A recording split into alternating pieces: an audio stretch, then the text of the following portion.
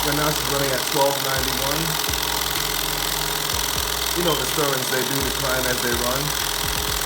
So you can see the RPMs, there's the RPMs right there, the proof of what she's running at.